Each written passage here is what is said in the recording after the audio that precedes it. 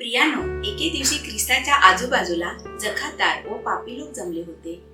तेव्हा शास्त्री लोकांनी कुरकुर केली.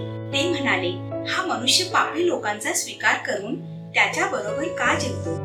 हे पाहून परुषी व शास्त्री लोकांना येशूचा फार राग येत असे.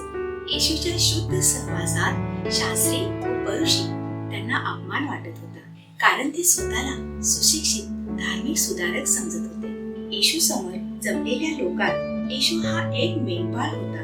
मग येशूने त्यांना एक दाखला सांगितला की तुम्हामध्ये असा कोण मनुष्य आहे की त्याच्याजवळ 100 मेंढरे असता त्यातून एक हरवले आहे असे त्या मेंढपाळाला समजल्यावर तेव्हा तो असे म्हणाला नाही की ही 99 आहेत ना, तर त्या एकाला शोधायला जाण्याचा त्रास मी कशाला घेऊ, त्या मेंढरालाच परत येऊ दे.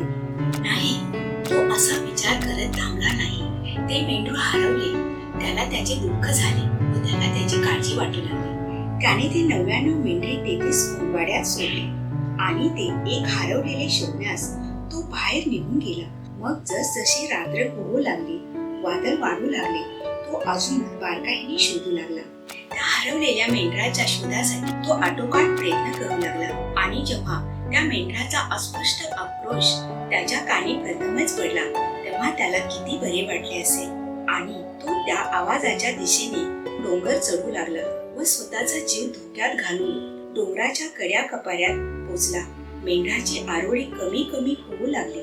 यावरून मेंढपाळाला समजले की मेंढरू मरणाच्या पदावर आहे. शेवटी त्याला त्याच्या कष्टाचे फळ मिळाले. हरवलेले मेंढरू त्याला सापडले. आता त्याने आनंदात त्या थरथरणाऱ्या खरचटलेल्या मेंढराला उचलून छातीशी लावले, अशासाठी की त्याला ओढ मिळावी.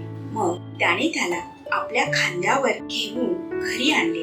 तो मेंढपाळ उपकार स्तुतीचे गीत गात होता. तो शेजाऱ्यांना सांगत होता. मित्रांना बोलावून म्हणाला, पहा, माझे हरवलेले मेंढरू मला सापडले आहे, माझ्या बरोबर आनंद करा. परमेश्वर म्हणत आहे की हे पतन पावलेले जग त्या बहकलेल्या मेंढराप्रमाणे आहे आणि परमेश्वराच्या दृष्टीने फार मौल्यवान आहे. प्रियानो, हे जे मेंढरू कळपातून बहकले होते ते सर्व प्राण्यांहून दुर्बळ होते.